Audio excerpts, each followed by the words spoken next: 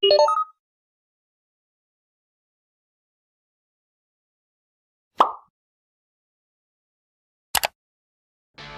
semuanya, selamat pagi, siang, sore, dan malam. Perkenalkan, kami dari kelompok 2 kelas C5, mata kuliah Ekonomi Moneter. Sebelum itu, mari kita berkenalan dengan anggota kelompok kami. Anggota kelompok kami terdiri dari Katrina, Michelle, Tristia, Wulan, Esther, dan Mira. Untuk materi pertama yaitu mengenai teori permintaan uang. Pada materi ini terdapat 4 submateri. Yang pertama ada pengertian permintaan uang menurut kaum klasik. Yang kedua menghitung permintaan uang Ricardo, Fisher, dan Marshall. Yang ketiga ada pengertian permintaan uang menurut Keynes. Dan yang terakhir yaitu menghitung permintaan uang transaksi, berjaga-jaga, dan spekulasi. Oke, jadi sebelum kita masuk ke materi mengenai teori permintaan uang, maka terlebih dahulu kita harus tahu nih bahwa terdapat 3 pandangan dari para ahli ekonomi mengenai peranan uang. Adapun ketiga ahli tersebut, yakni yang pertama adalah dari golongan klasik. Golongan klasik berpendapat bahwa apabila telah mencapai pengerjaan penuh atau full employment, maka uang tidak berperan dalam perkembangan ekonomi karena pertambahan uang hanya akan mengakibatkan peningkatan harga yang proporsional. Kemudian, yang kedua adalah golongan Keynes. Golongan Keynes mengemukakan bahwa pertambahan uang dalam keadaan perekonomian yang sedang menghadapi pengangguran yang relatif besar, maka akan dapat menggalakkan perekonomian. Dan yang terakhir adalah golongan monetaris.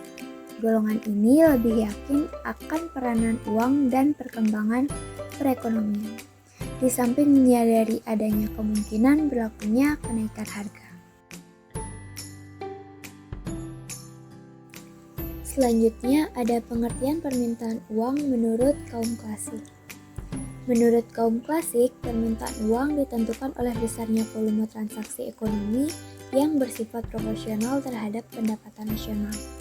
Jadi, menurut kaum klasik, permintaan uang hanya ditentukan oleh pendapatan nasional saja.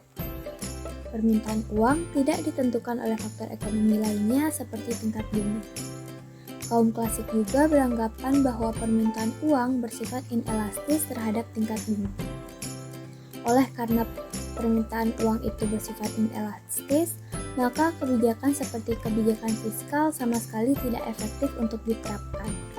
Tetapi, kebijakan yang baik digunakan adalah kebijakan moneter, karena kebijakan ini dapat mendorong pertumbuhan ekonomi di samping menggeser tingkat bunga. Selain itu, permintaan uang juga dipengaruhi oleh perilaku dari masyarakat. Ciri dari teori permintaan uang kaum klasik adalah lebih menekankan pada analisis ekonomi jangka panjang.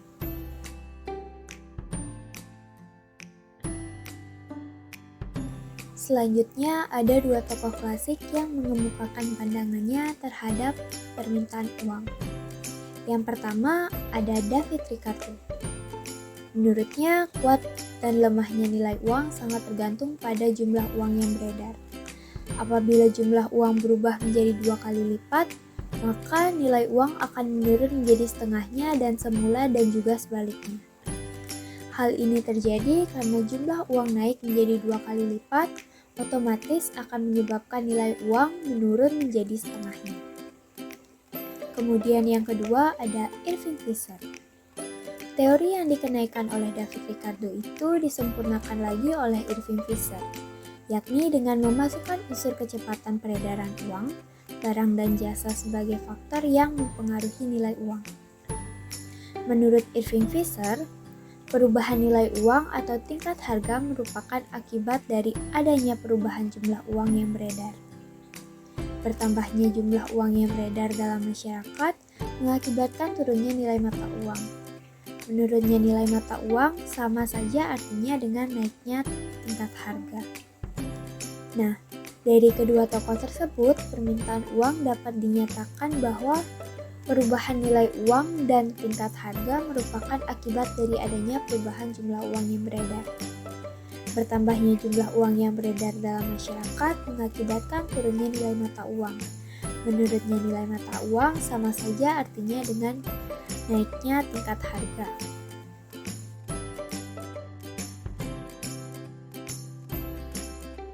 Submateri kedua yaitu menghitung permintaan uang menurut Ricardo, Fisher, dan Marshall.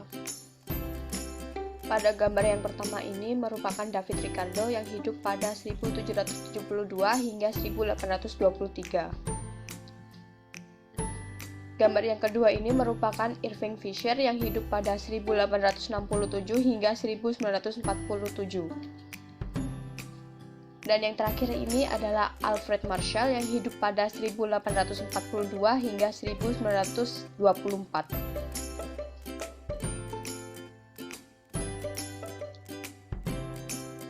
Pertama adalah David Ricardo. David Ricardo adalah orang pertama yang mengemukakan bahwa kuat atau lemahnya nilai uang sangat tergantung pada jumlah uang yang beredar. Apabila jumlah uang berubah menjadi 2 kali lipat, maka nilai uang akan menurun menjadi setengah atau semula.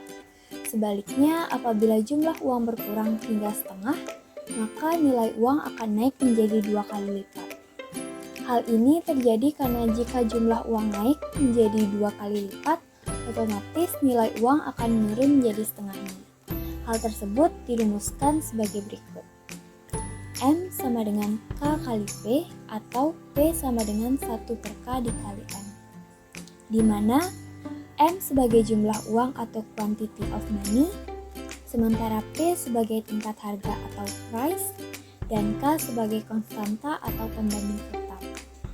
Untuk lebih jelasnya dapat dilihat pada grafik. Dapat dilihat pada gambar grafik tersebut bahwa jumlah uang yang beredar semula sebesar M1 dan tingkat harga tertinggi P1. Jika jumlah atau kuantitas uang naik 2 kali lipat M2, maka harga naik sebesar 2 kali P2, sehingga nilai uang turun tinggal setengahnya saja.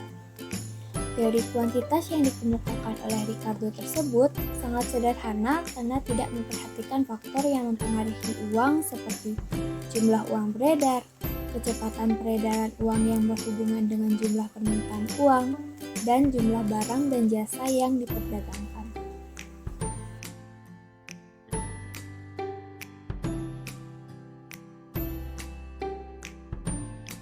Selanjutnya yaitu Irving Fisher membahas keterkaitan antara jumlah total uang yang beredar dan total pengeluaran dari barang dan jasa akhir yang diproduksi oleh perekonomian, di mana P adalah tingkat harga dan Y adalah output agregat.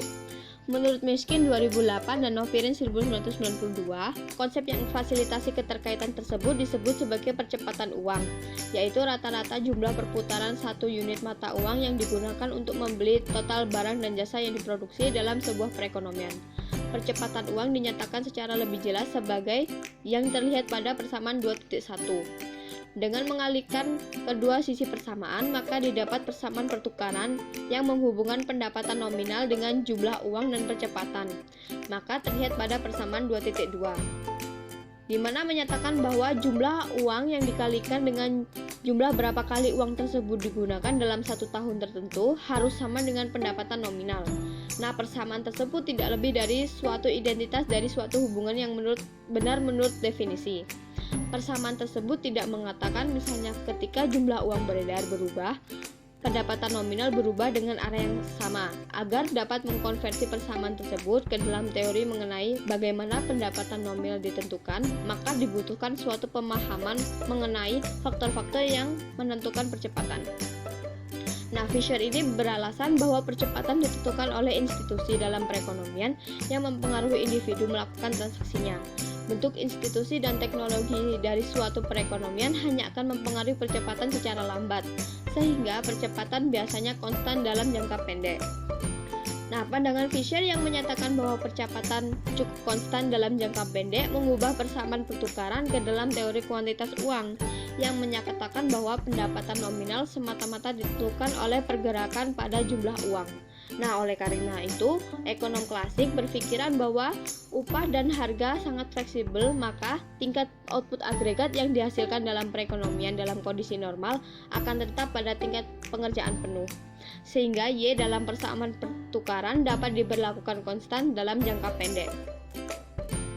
Teori jumlah uang mengimplikasi bahwa jika M naik 2 kali lipat dan P juga naik 2 kali lipat dalam jangka pendek karena V dan Y adalah konstan. Nah, bagi para ekonom klasik, teori jumlah uang memberikan penjelasan mengenai pergerakan tingkat. Teori jumlah uang menjelaskan beberapa banyak uang yang dipegang pada pendapatan agregat tertentu. Pada kenyataannya, teori ini merupakan teori permintaan uang. Dengan membagi persamaan 2.2 dengan V, maka terlihat pada persamaan 2.3. Nah, ketika pasar berada dalam keseimbangan, jumlah uang yang dipegang sama dengan jumlah uang yang diminta, sehingga persamaan tersebut dapat diganti dengan M pangkat D dengan menggunakan K untuk menyatakan 1/V karena V adalah sebuah konstan. Maka persamaan tersebut dapat ditulis sebagai bisa terlihat pada 2.3. Nah, persamaan itu menyatakan bahwa besarnya transaksi yang dihasilkan dari tingkat pendapatan nominal menentukan jumlah uang yang diminta oleh masyarakat. Nah, dengan demikian, quantity theory of money dari Fisher menyatakan bahwa permintaan uang sepenuhnya merupakan fungsi dari pendapatan dan suku bunga tidak mempunyai pengaruh pada permintaan uang. Yang terakhir adalah Alfred Marshall. Marshall bersama Pigot mengembangkan teori permintaan uang yang dinamakan teori Cambridge. Pendekatan ini berfokus pada perilaku individu dalam membuat keputusan tentang alokasi kekayaannya ke dalam berbagai bentuk aktiva. Marshall serta Pigot menyatakan bahwa permintaan uang ini secara potensial dipengaruhi oleh tingkat pendapatan real, suku bunga, dan ekspektasi tentang kejadian yang di masa yang akan datang. Namun Pigot dalam merumuskan modelnya itu menganggap bahwa variabel potensial tersebut itu bersifat konstan dalam jangka pendek. Maka dari itu, permintaan uang nominal merupakan proporsi dari pendapatan nominal, yaitu dengan persamaan 3.1 di mana P adalah tingkat bunga, Y adalah pendapatan real, K adalah nisbah antara permintaan uang dengan pendapatan masyarakat. Nah, dalam perkembangan yang lebih lanjut ini, Marshall mengembangkan atau memperkenalkan teori permintaan uang dengan formulasi atau rumusan sebagai berikut. Marshall memandang bahwa individu atau masyarakat itu selalu menginginkan proporsi tertentu dari pendapatannya. Diwujudkan dalam bentuk kas yang dinyatakan dengan K, di mana artinya KY merupakan keinginan individu akan uang kas. Sehingga Marshall mengembangkan teori permintaan uang dengan persamaan 3.2 sebagai berikut ini. Dengan keterangan M pangkat D merupakan permintaan uang kas, Y adalah pendapatan, dan K adalah kas. Nah, persamaan teori moneter dari Marshall merupakan awal dari teori permintaan uang. Teori ini sangat-sangat sederhana dan mengandung kelemahan-kelemahan karena asumsinya yang sederhana bahwa velocity of money adalah tetap. Namun bukti empiris itu malah menunjukkan sebaliknya. Pengertian permintaan uang menurut Keynes. Teori uang yang dikemukakan oleh Keynes adalah teori yang bersumber dari teori yang dikemukakan oleh Cambridge. Berdasarkan kepada analisis Keynes, teori ini dikenal sebagai teori liquidity preference. Jumlah uang yang diminta dalam perekonomian pada suatu waktu ditentukan oleh 3 alasan. Di antaranya, permintaan uang digunakan dalam transaksi untuk membeli barang dan jasa, permintaan uang digunakan untuk berjaga-jaga, dan permintaan uang untuk digunakan dalam spekulasi.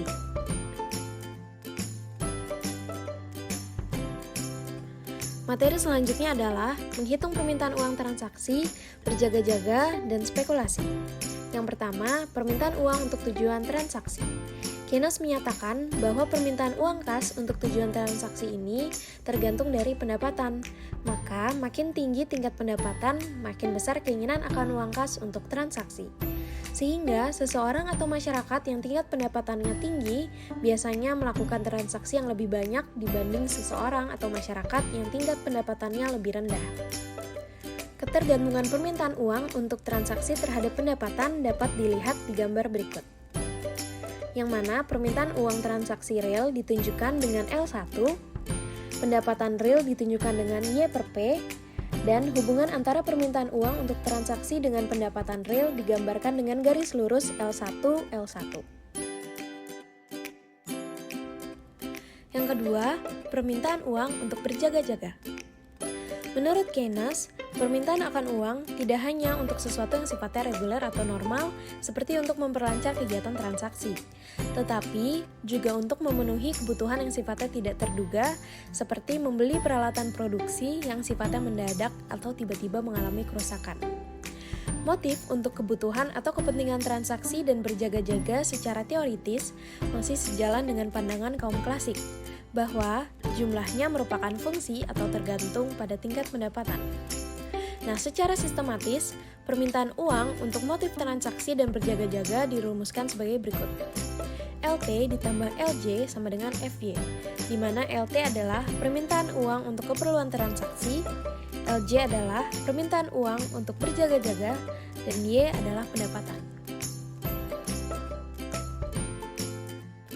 Yang terakhir adalah permintaan uang untuk tujuan spekulasi. Permintaan uang untuk tujuan spekulasi ditentukan oleh tingkat bunga. Makin tinggi tingkat bunga, maka makin rendah keinginan masyarakat akan uang kas untuk tujuan spekulasi. Mengapa demikian? Apabila tingkat bunga naik, berarti ongkos memegang uang kas semakin besar atau tinggi, sehingga keinginan masyarakat untuk menyimpan uang akan kecil. Secara matematis, jumlah permintaan uang untuk kepentingan spekulasi dapat dirumuskan sebagai berikut. MS sama dengan FR, di mana MS adalah jumlah permintaan uang untuk kepentingan spekulasi dan FR adalah tingkat suku bunga.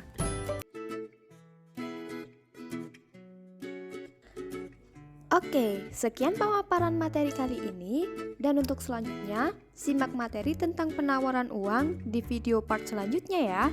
Terima kasih dan sampai jumpa.